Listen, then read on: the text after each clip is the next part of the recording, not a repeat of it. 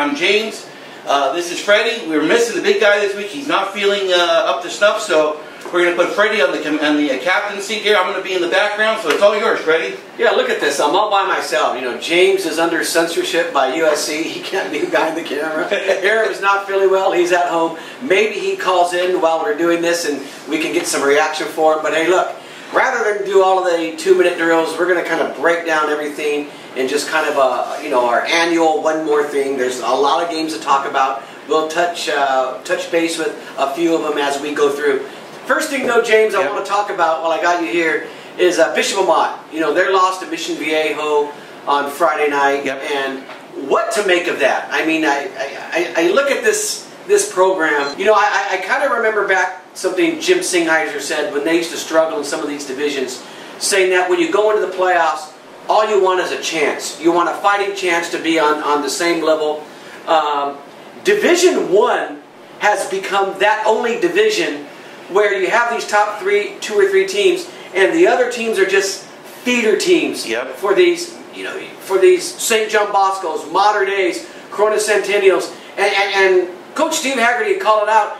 He thought that Mission Viejo was going to be that next team, maybe that 4th heavyweight. Maybe they are. They looked like it against Bishop Amat on Friday. Right. And the tough thing for schools like Bishop Amat, James, is they do everything right.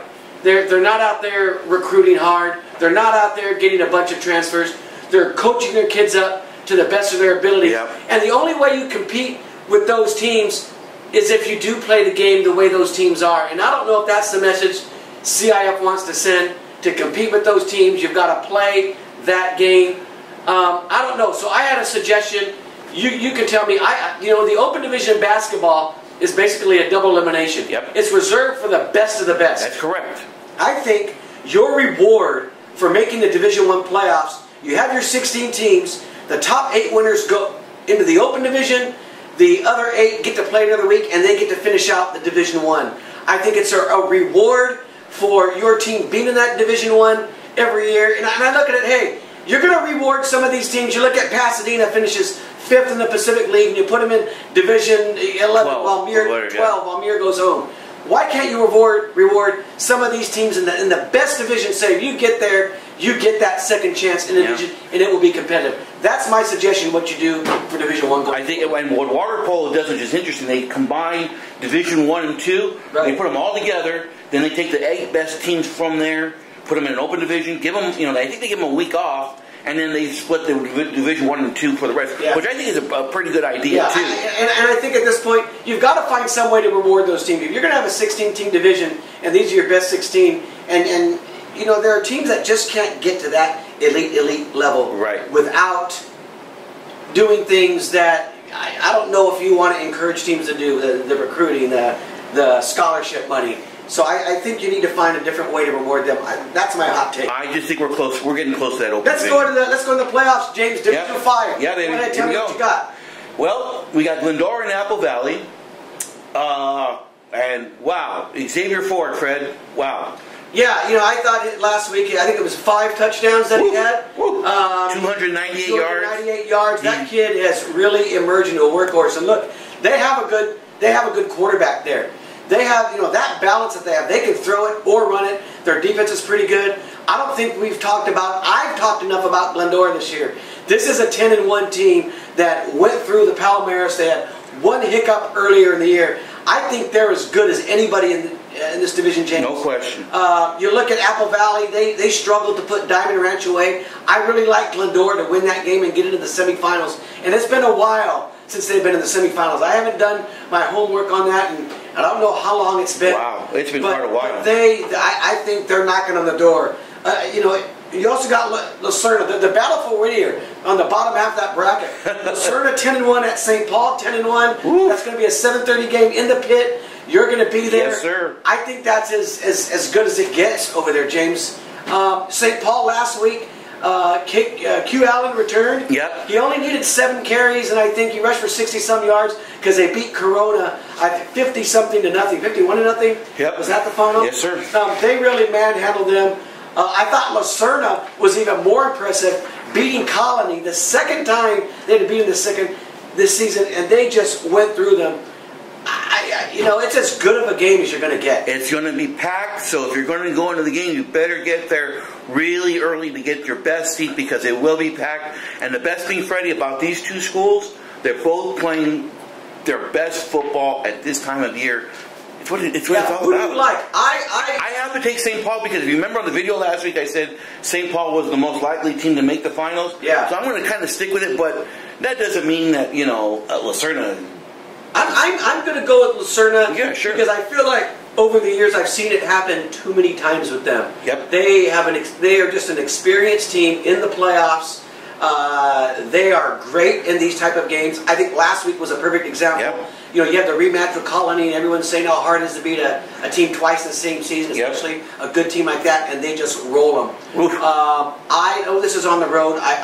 I think it's a 1-point game, the Cal Prep's computer projection. That's about right. I'm going with Lucerna. You're going with St. Paul. Yep. And we're going to have, if Glendora wins, 2 teams in Division 5 in the semifinals, and that's going to be great. And Glendora will be home next week if that happens, no matter who the opponent is. Now we've talked about being the same team twice, Freddie. We go to the Division 6 now, where South Hills is again playing Maricosta. Yeah. We've seen this story before, but you, my friend, saw them last week. Yeah, I saw them last week, and here's the deal. They didn't have their quarterback last week. Yep. They went into a game against Tustin where I think you thought it was gonna blow them out. And I think with Khalil Ali there the whole game, I think they probably do blow them out because it was their offense that struggled. And hey, look, this was a coach's decision by Matt Bechtel. I feel comfortable enough saying it was a disciplinary decision that they've got to work out this week. Because I'll tell you what, James, they are not going to win the Division 6 title without Khalil Ali. Now, I give Coach Bechtel a lot of credit for sticking to his guns, sticking to his principles, and whatever happened, he made that more important than football wins. And in today's day and age, that takes a lot of guts. But here we go. You're going into Maricosta. This is a team, I think it was 50-30 when they beat them the first time. It really wasn't that close. Maricosta scored a lot of points late to make that look sort of respectable. South Hills, there's that little concern because towards the end of the season, they didn't look like the world beaters they did earlier in the season. They struggled with Charter Oak. Yeah, we did the same thing last year. You saw them struggle with last week. And I don't know how much that has to do with, the team just needing to all be on the same page. I don't know how much this quarterback situation is a distraction. But whatever it is, they've got to get it settled in because they lost in the second round last year to Burbank.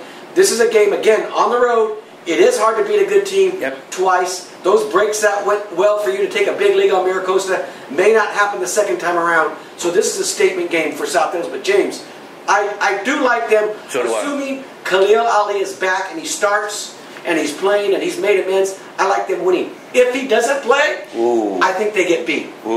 Simple as that. Interesting. The next division, we have to turn the page here, is Northview. They take on Warren at District Field. This is a game you're going to. Yeah, this is a game I'm going to. And hey, look, I put this out in top 5 things to watch. Yep. Northview hasn't been challenged all season. Their closest game was a 28-10 win over San Marino. They are allowing only 6 points a game. I've said it before. They've got the speedy receivers, the video game offense. But make no mistake, this is by far their toughest game of the season. All you need to know about Warren is they are the only team to hand Lucerna a loss this year, James. That was a 47-46 game. They hung 47 points on Lucerna. Wow. This is this is it for Northview. We're going to find out what they're made of on Friday, don't you think? I think so, and I think these are always the tricky games when you're making that run to the championship. Quarterfinal weekend is always the toughest weekend because the finals are not in view, but you're still, you're still in that mode where you gotta push through one of those extra games to get there.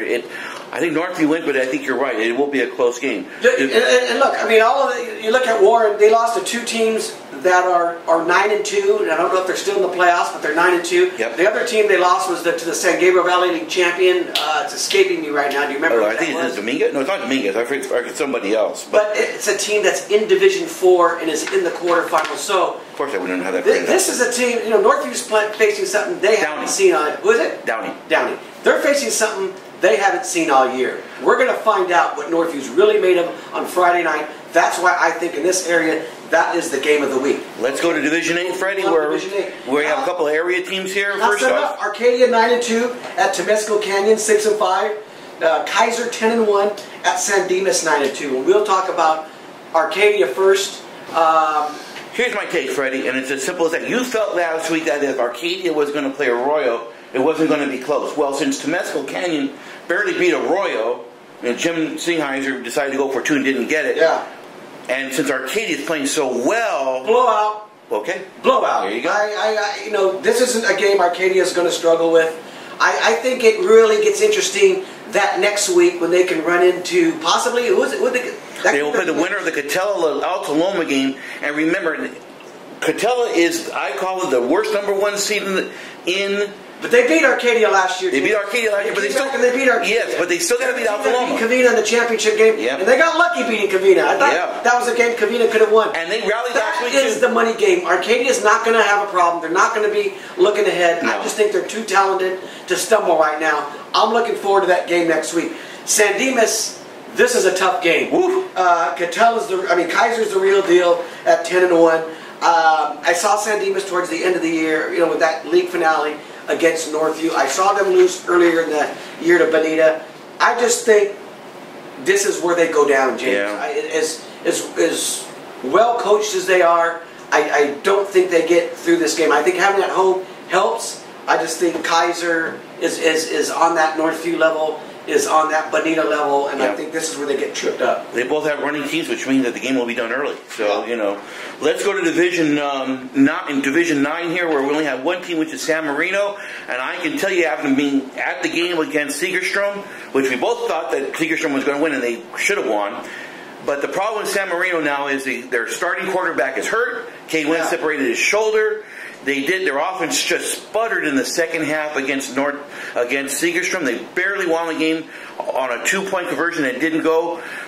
Freddie, this is a doable game for San Marino if they have their starting quarterback. Yeah, now that he does North Torrance traditionally is a pretty good team. They play in a good league. I was looking over their schedule. This is a tough game for San Marino. It is, and they're on the road.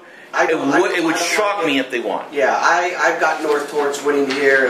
You can remember what the Titans did last week because it's not going to happen this week. Right. So I've got San Marino going down, and that'll end it for Division 9 for us. Division 10, Hillcrest, 8-3 versus Bonita. That game is going to be at Damien High School, folks, on Friday night. 7 o'clock. And then the other game is Knight, a team that beat Pasadena Poly, and is a pretty good team at El Rancho. Knight is 9-2, at El Rancho 8-3. James, we'll start with Bonita. I'll just say it right now, I like their chances. Just remember with Hillcrest, they barely lost to Arcadia last year. This is a school in the Riverside area that gets kind of like the leftovers that don't go to Corona Centennial. They don't go. So this is a hidden team with some athletes that will give Bonita some trouble. But yes, I do agree with you. Bonita wins. Yeah, I like Bonita. And how about our guy over at El Rancho? Adrian Medrano takes it from 3-7 last year to 7-3 with a legit chance of winning against Knight on Friday. I don't think they get the job done, but Freddie, what a job. Yeah, 8-3 actually. Yeah, and I saw some El Rancho coaches on social media welcoming the chance as an underdog. And look, they are an underdog. That Knight team is the real deal. They have a couple Division I guys on the team. Yep. If you look at their schedule, they played a pretty good schedule, James. And the way they beat Pasadena Poly, and Pasadena Poly is no pushover. No, small, but they don't belong in Division 10. No, they don't belong in Division 10. I think this is a tall order for El Rancho. I think it ends here for them. I think El Rancho goes down, and I think Bonita moves on. Division 11 has Peninsula and Pomona, which is the top seed, and Pasadena taking on Beaumont in the Stunner on Friday. It was a stunner. Let's start Peninsula at Pomona. Pomona's an 8-3 team. They're the top seed. I do like them to move on. You look at their preseason schedule, James. It prepared them for the Division 11 playoffs. I like them through to the semifinals, and then we'll have a conversation about how deep they can really go. On the bottom map, Pasadena. This is the Cinderella story. Yeah. This is I just wrote about it. I think it was 2007 was the last time they were in the playoffs. They won a game in the Southeast Division that year. Since 2000, they've only been in the playoffs 3 times. Yep. Their season usually always ends the year in the turkey tussle. since 2000, they've never been past the second round or into the semifinals, and they've got an opportunity. Pasadena 6-5 at Beaumont 7-4. It's a shooter's chance here now. It's a shooter's chance. Beaumont on Cal Preps is a pretty big favorite. Yep. They're one of those teams we. But so was Santa Paula last week. But I called that game. You did. In Santa Paula. You called during the week. I went down to the Pasadena Quarterbacks Club and I explained to all those guys on Friday why Pasadena is going to beat the number 2 seed, why they had a good chance, and they did it. I think Beaumont is a different animal. I thought Santa Paula was an overrated number 2 seed. Yep. They hadn't beat anybody. Not the same story here. But look, as I said in my top 5 things to watch, Pasadena competes in the Pacific League. Beaumont is they're no Crescenta Valley. They're not even a Arcadia. They're not a Burbank. Pasadena's seen this before. You know, I don't know if they can beat them. I'm not picking them to win.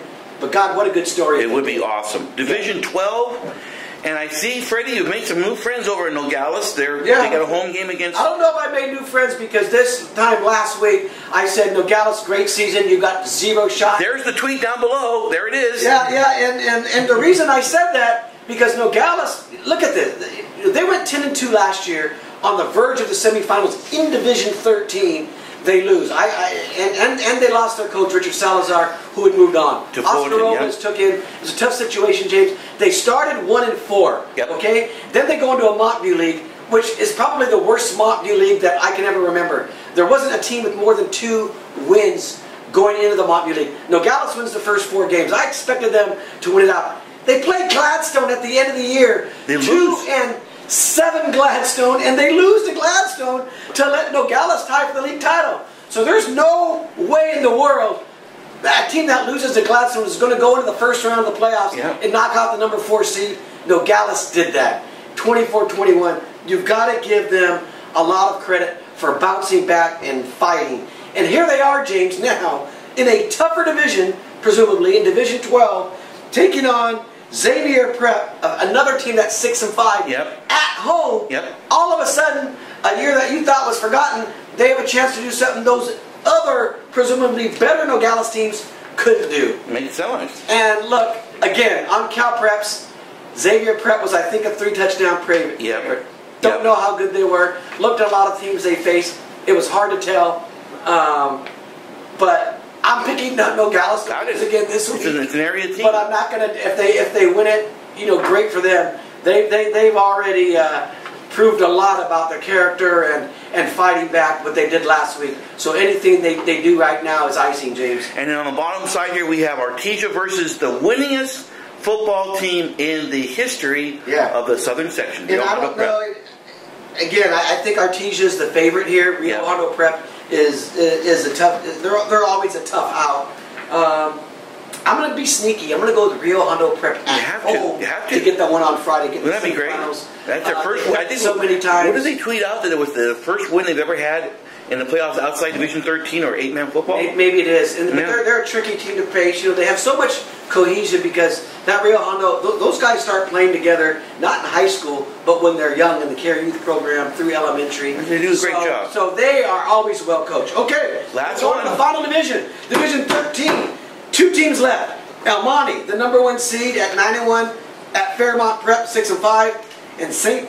Bernard at Gary, which is that other Miramonte League team that's dangerous, James. Both of those teams are 9-2. We'll start with El Monte. And Devon Booth. 329. 329 yards. I thought they did exactly what I thought they would do last week. You know, I don't think it gets tough for El Monte until they get to the semifinals. I think they're going to roll Fairmont Prep. I think it's good that they get this game on the road because you're hoping to get a semifinal game. So you want to go on the road and lose these coin flips against teams you know you can beat. Do you have some coin flip news for us? I do. So El Monte is the home team no matter what next week. So this is big. And that is why going on the road and facing this team, get that road game out of the way where you know you're going to get there. I like them to win. That would put them home in the semifinals. Gives them a real chance, James, to get to that championship. They're going for their first title since 1930. Was John Hunnell covering them back in 1930? He might have been a teenager. He might have been a teenager at that time, you know, holy cow. St. Bernard at Gary. Or John Sherrard, he'd be another one who might know those guys from 1930, right? Yeah, he might. And I don't even want to do the math. I think I screwed up the math when I was saying how long it's been. It's been a while. Team. Then you got Gary and St. Bernard's. St. Bernard at Gary, 2 9-2 teams. It's a coin flip. Gary's had a great year. Their only loss was to Pomona in that Miramonte League. You know, they handled Ganesha, they handled La Puente. They've got a puncher's chance. Toss up, I'm going to go with Gary there at home. All right, so give me an upset. Give me an upset special off of that sheet there that you've got. Give me a big upset special. Give me an upset special here. Miracosta over South Hills. Okay. That would be the shot. Yeah. I don't know what's happening there. I don't like how South Hills has played their last 2 weeks. Maybe this is the week they get it together. You couldn't ask for a better coach in Bechtel to kind of remind them that they need to be that team that we saw earlier in the year if they have a shot at winning the CIF. So until they prove me wrong, I think that's the upset on the road. And I'm taking Nogales. Nogales is underdogs on Cal Preps. I'll get them over Xavier. I don't like El Rancho to upset Knight. I really don't. It's a tough game. It's a tough game for them, but a great year though by San Dimas against Kaiser is another possibility. But hey, we'll leave it right there. All right. Sort of St. Paul, where you're going to be at. That's going to be a magical game, James. If I could be 2 places at once, I'd be there joining you. We are done. We have a lot on the website this week. And we look forward to seeing you for the semifinal. That's a great throw, by the way. Yeah. We'll see you all at the game. I will see you at St. Paul. Freddie, are you going to be in your spot at the district field? I'll be at the district field. Yeah, that's a great game. Warren at Northview. Yes, sir. I'm excited.